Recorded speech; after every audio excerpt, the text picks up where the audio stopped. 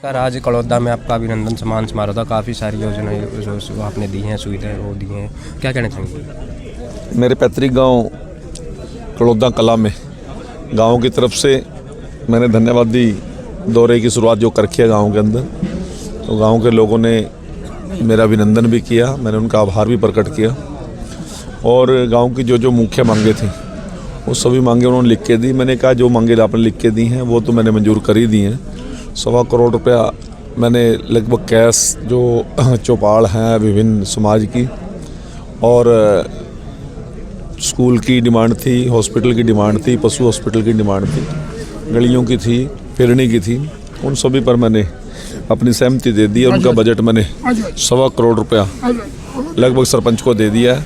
और उसके अलावा लगभग 2 करोड़ के काम जो ऐसे हैं जो डिपार्टमेंट से होने हैं, चाहे वो पैक्स का है, चाहे वो आयुर्वेदिक हॉस्पिटल का है, चाहे वो कई चौपालें ऐसी हैं जो बनी तो हुई हैं पर कंडम हालत में है, वो पैसा अलग से उनको मैंने सरपंच साहब को दिया है, पंचायत को दिया है।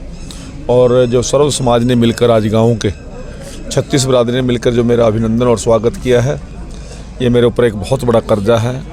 गांव के लोगों ने जिस प्रकार से युवा हो, चाहे बुजुर्ग हों, चाहे महिलाएं हों, चाहे बच्चे हों, एक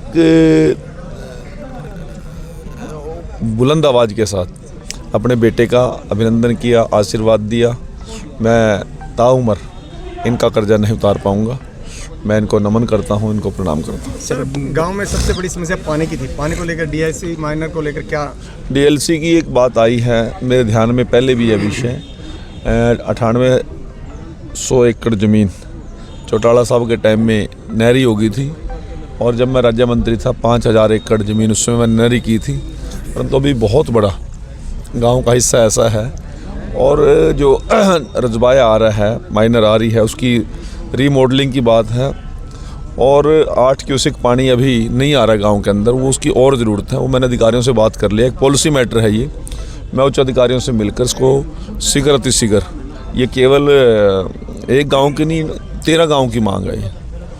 इसमें फूलियाँ भी हैं, इसमें लोचप भी है, इसमें नहरें भी हैं, अमरगढ़ भी हैं, खडवाड़े भी हैं, बीमाड़ा भी है, बिखाड़ा भी है, बिठमड़ा भी है, दोनों कड़ौदे भी हैं।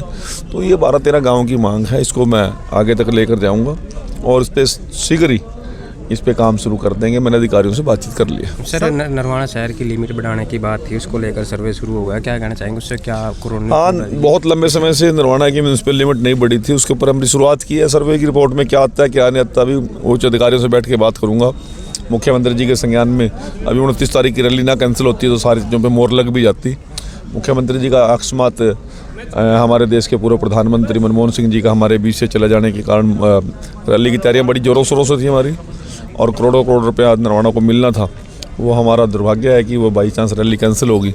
आगे हमें जो डेट मिलेगी उसमें करेंगे और नरवाना के लिए बड़ी सौगात लेके आऊँगा। सर, पूरे भारतवर्ष में रोहिंग्या को लेकर एक मुहिम चली हुई है, हरियाणा भी कहीं कहीं बांग्लादेश से आए हुए, इस बारे में आपका क्या? देखिए, ये देश जिनका है उन्हीं का रहना चाहिए। ये कोई धर्मशाला तो है नहीं, कोई कभी भी आएगा कहीं से भी आगे घुस जाएगा। हमारा अपना इतना बड़ा देश है और हमारा इतना बड़ा यहाँ पर समाज है, किसी भी विदेशी को बिना सही कागजात के हमारे देश में कोई जगह नहीं है। जहाँ ये हरियाणा हो चाहे देश हो, कहीं पर भी हम इजाज़त नहीं देंगे और हमारी सरकार इसके लिए दृढ़ संकल्प है। सर, एक अंतिम क्वेश्चन, किसानों की आज बड़ी महापंचायत खनौरी बॉर्डर पर थी और उन्होंने कहा कि उनका धरना लगातार जारी रहेगा जब तक केंद्र सरकार उनकी बात में, क्या कहना चाहिए? हमारे देश के और प्रदेश के प्रमुख लोग उनसे बातचीत कर रहे हैं और उसका समाधान निकालेंगे। Thank you.